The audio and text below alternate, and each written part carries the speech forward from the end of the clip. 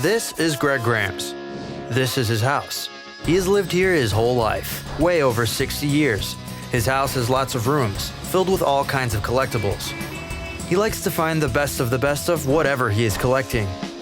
Hoarder? Collector? You be the judge. There are a lot of houses on TV, but none quite like this. His sons Jay and Bryan grew up here, and now work with him. Welcome to the Graham's house. Volo House of Cars.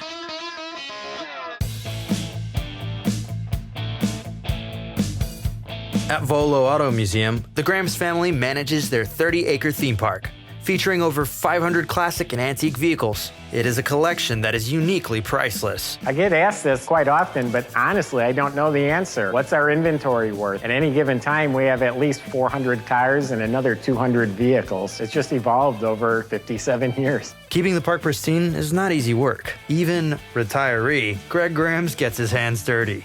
I have no idea what retirement looks like for me. I love too much what I do. I do not take vacations. I work 7 days a week. Greg has passed his work ethic down to the boys with his one rule. Everybody in my family knows the rule. The rule, don't make a mistake. There is a lot of responsibility that comes with, don't make a mistake. But when I get a home run, boy, I strike it out of the ballpark. In order to avoid mistakes, the Graham's boys rendezvous once per week at the Volo headquarters dubbed the War Room. Today's meeting begins in typical fashion. So how late you think Dad's gonna be today? 15 minutes. Well, he's not too much later than that. He'll be here any moment. Morning, boys. Good morning. A little late. Just got off the phone. Brian, I don't know if you're gonna love it or hate it. I know you ain't gonna like it. It's not inventory. I bought a twin-engine jet. Brian, the good news is I already bought it. The bad news is, of course, you have to figure out a way to get it back. This is a little bit different than the scooters and pinball machines and stuff you normally have me ship. It's no problem. Just get it overnighted in here. Yeah, I don't think it's gonna fit in an envelope. Our weekly meetings, I don't especially look forward to them. I get picked on a little bit. Bryan is not about the easy buy and sell. He searches for the famous and rare cars that have been lost in time. He believes that the greater the risk, the greater the reward. Brian's a very big gambler. He takes a chance, he loses a lot of money, but he's made some big gambles and he made very, very, very big. Much bigger than Jay could ever make on a car. Okay, Brian, so what do we have going on this week? If you remember, we had this 67 Shelby. How can we forget about this car? You remind me all the time about your $1 million home run. I have to remind you because you forget what a home run is. You hit this one out of the park. In 1966, Shelby American planned to produce the Shelby GT 500. They manufactured 100 production cars, including only one convertible. Carroll Shelby had built just the one, and it was his own personal car and his own personal collection until Ford came in and took it away. Only 6 months in, Ford terminated the operation due to weak sales, and all prototypes were to be destroyed. But somehow the convertible survived. The car resurfaced in a 1976 Chicago Tribune ad. One owner suspected its origins as a 67 prototype, but was unable to prove it.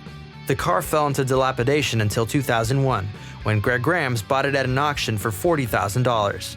We weren't even sure what it was. I hated the car. I think it was in really rough that thing shape. was in rough shape. It smelled so bad from the mice and the rats in there. Yeah, I knew there was something to the car. My brother took a deposit on the car for $300,000, and I said, no, don't sell it. We cannot sell this car. There's something more to it. I just got to figure it out. After we got the car, it took him years, 7, 8 years to get all the information rounded up, because there's only one person that had all this in their head, and it was Carroll Shelby. In 2003, Carroll Shelby sent a letter of authentication. He wrote, "I am surprised that this vehicle still exists. As per Ford Motor Company policy, all prototype vehicles were to be destroyed." With his letter, Bryan Graham's was now in possession of one of the rarest cars in the world. It took me about 4 years to figure it out, but it paid off. We ended up selling it for $1.4 million. Bryan linked the Shelby to a collector in Florida. but must get Dad's permission to make the trip. Why do you want to visit it? He said no about selling it, but maybe he will sell it. The I don't want to sell it price. That's right. There you go. I think it's like visiting an old girlfriend for Bryan. Yeah, it is. It is like visiting an old girlfriend. It is. You miss it. I think this is actually more exciting than visiting an old girlfriend. Who knows? Maybe some of the good luck from this car will rub off and I'll get my next home run. Jay, what do you got for me this week? Jay is the practical son. He's done his research on a 34 Ford that could be a real steal. There is a 34 Ford down in southern Florida that I'm interested in buying. It's a hot rod. He's advertising it like it's a fiberglass reproduction. I believe it's a real steel body 34 Ford. Why? Well, it has the cowl that opens up. The fiberglass cars don't have that. I got some up close pictures I asked for, and in the door jambs, you can see the metal lip around the edge of the doors. But I can't ask him to go out there and tell me if it's metal or not, because if it is, he'll raise the price. Bryan is amused by his careful brother's choice to roll the dice.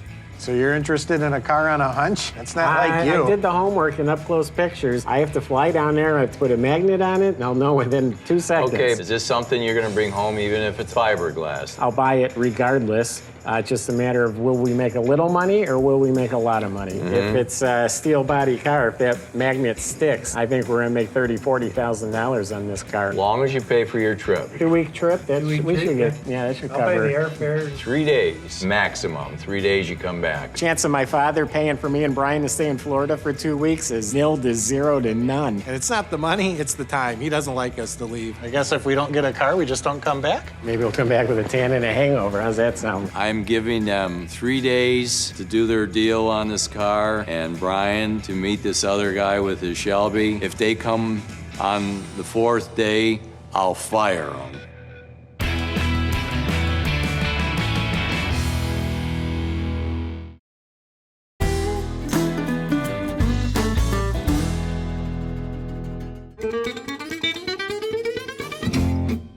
It's the day before the Grams brothers take their big trip to Florida, and Jay has a lead on some magnificent cars from a man named Berlini. I'm really excited about this Berlini Collection because it sounds like they're great cars and they're only 5 miles up the road. The brothers met Mr. Berlini when he attended the largest car corral ever held at the Volo Museum. I came here with Lincoln to see about selling it. I do have a collection of cars. I call it my clubhouse. I go there, I smoke cigars, drink whiskey. I like it. It's that kind of place. I'd like them to think about maybe coming to see it. Maybe we could sell a few more cars. I'm at that place where I might want to sell. When a man like Al Berlini is ready to sell, passing that up would be considered a mistake.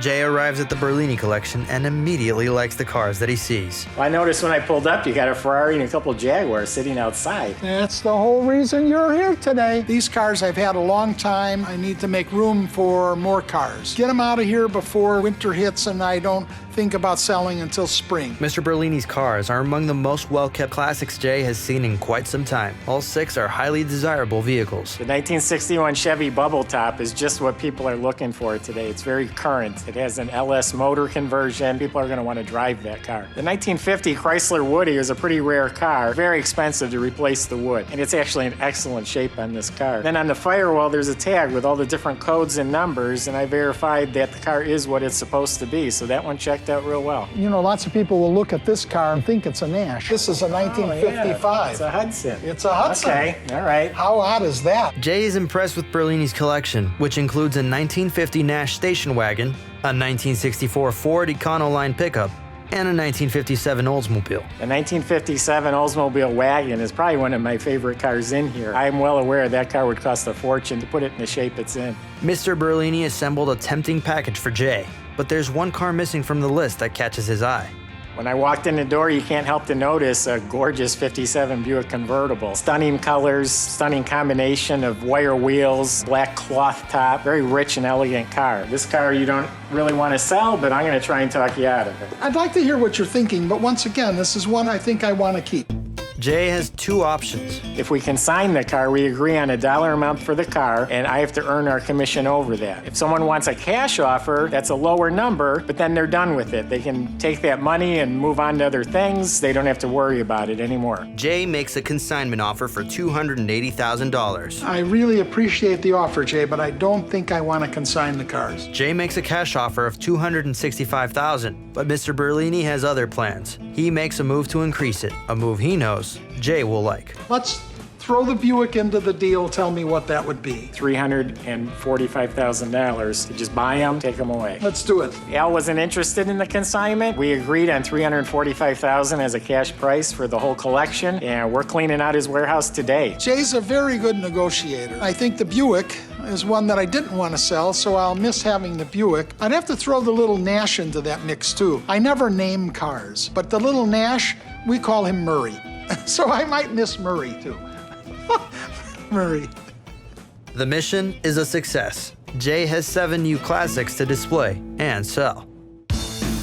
Back at Volo, Bryan is preparing to visit the Stiles collection in Hollywood, Florida, where he will be reunited with the $1.4 million Shelby. I mapped out the Shelby. It got around quite a bit in its lifetime, going from California to Michigan and then down to Florida. And that's only the places we know it's been. We don't know where else it's been. I think it's a great idea that Bryan go out there and see the Shelby GT 500. This guy's got one-of-a-kind cars. He's got expensive taste. And Bryan's always looking for great cars, one-offs, whether they're for sale or for display for the museum. He's also teaming up with Jay. There's a very small chance that they could come back with nothing. I mean, we always take that risk. But I do think that the odds are in my favor on this one. I think they're gonna come back with something, and I think it was a great idea of Bryan to go out there and connect with this guy. It was a little weird at first talking to Bryan Stiles about visiting his Shelby, but now I'm on the search for the car. I want to find out where it went. I find it a little bit odd to go visit a car that you used to own. It's like visiting an old girlfriend. Somebody called me and wanted to visit their old car, I'd say sure, because we charge $15 a person to get in. The boys have their father's blessing. Now it's up to them to add another brick to the Volo House of Cars.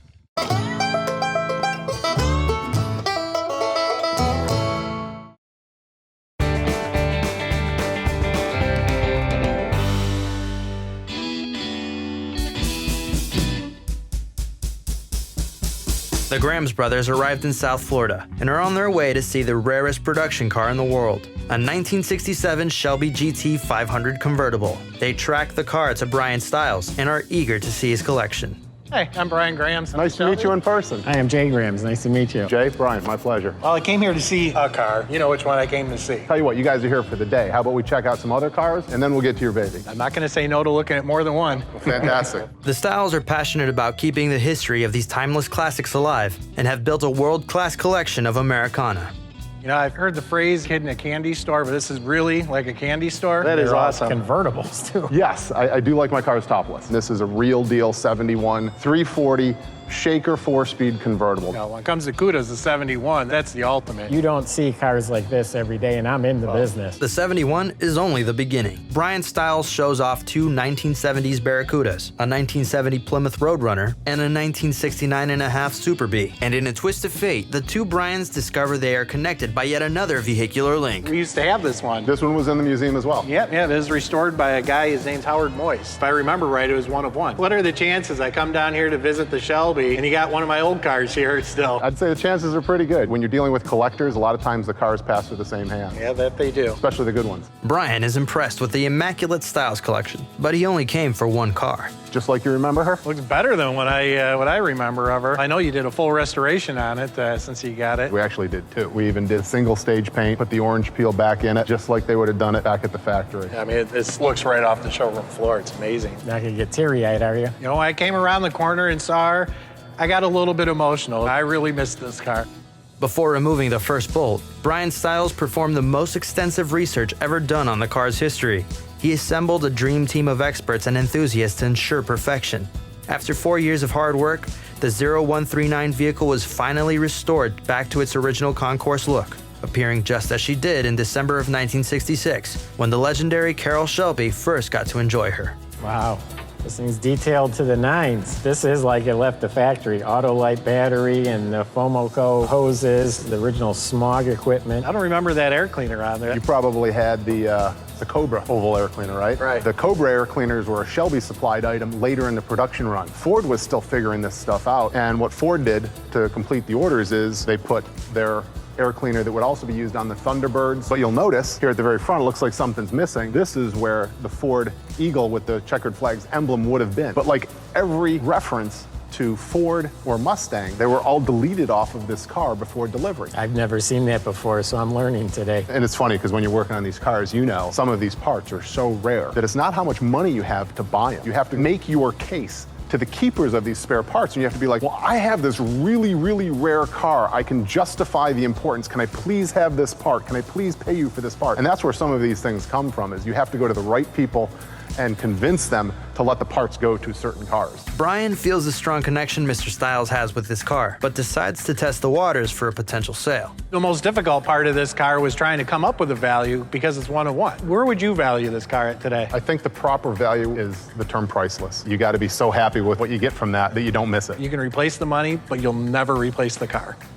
Well said. Bryan can see that Mr. Stiles will never sell this car, but he knows the Shelby has found a good home. You got very involved in documenting it, restoring it, now it's done. Are you ever gonna grow bored with this car and let it loose? We're actually still researching this. I'm leaving in 2 weeks. I'm heading out to Arizona. I'm meeting with another former Shelby employee that may have books, may have paperwork, may have memories. So This is legwork. This is detective work. it's just like going out and hunting a car. Right, right. Going out and hunting information for special cars is the same reward. Even once all of that research is done, the stewardship continues. I mean, it then becomes an issue of picking the right shows, the right museums to make sure this car is displayed in, and just looking 20 years down the road and setting things up for even when I'm gone. It is my baby, and there's no better hands for it to be in. Yeah, than it's in the yours. best home it could possibly be in. I'm honored for everything that you contributed to the car, and I'm glad to carry on the torch. Thank you very much. Started out with a strange call, turned into meeting a great car guy. I felt really awkward calling Bryan Stiles to come visit this car, but I'm really happy I did. It was great meeting these guys, and to see their reaction, being reunited with this car again, was very fulfilling. The boys leave the Stiles collection with fond farewells and good memories, but now the pressure is on Jay to make good on this trip and score big with the 34 Ford.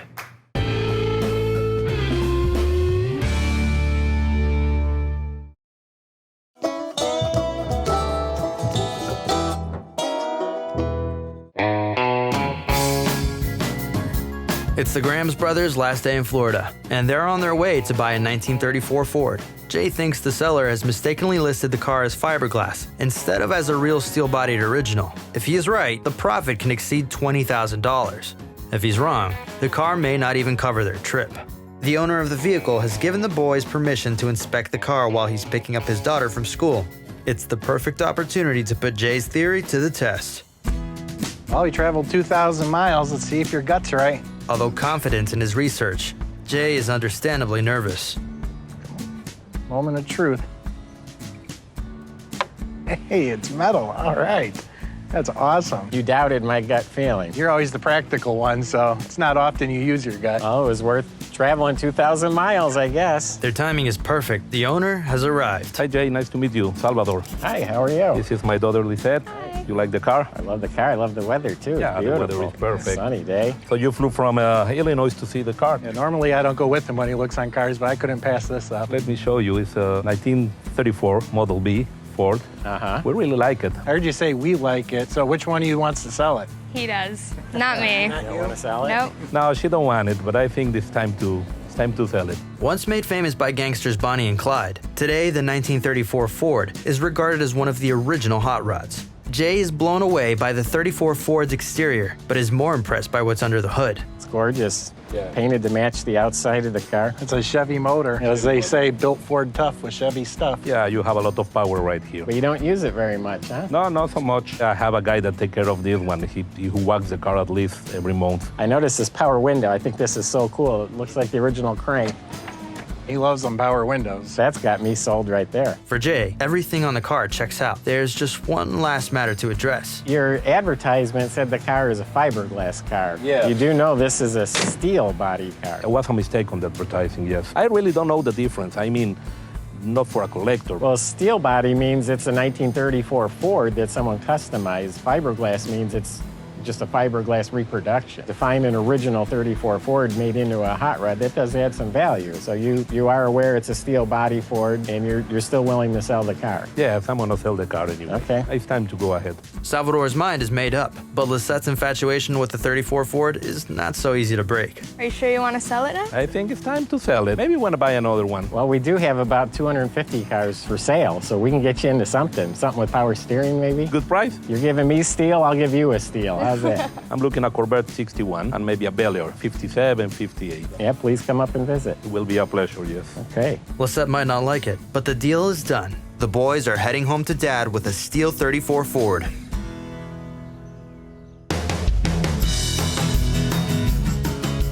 Back in Illinois, Dad's plane has already been assembled.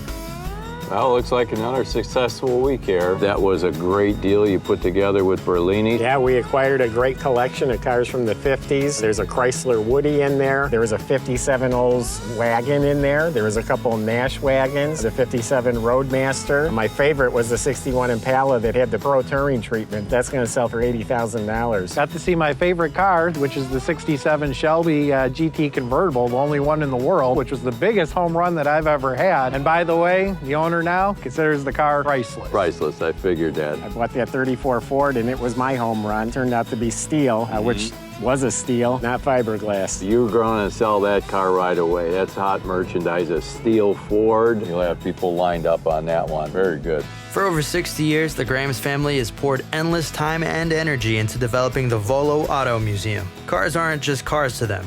Cars are the stories that make up their lives. No matter the model or year, people always remember their first car. And those are the types of memories this family likes to explore.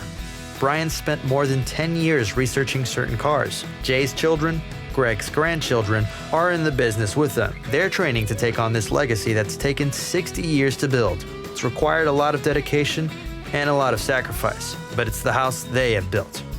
Whether we win or lose, it's another good week for the house. Volo House of Cars.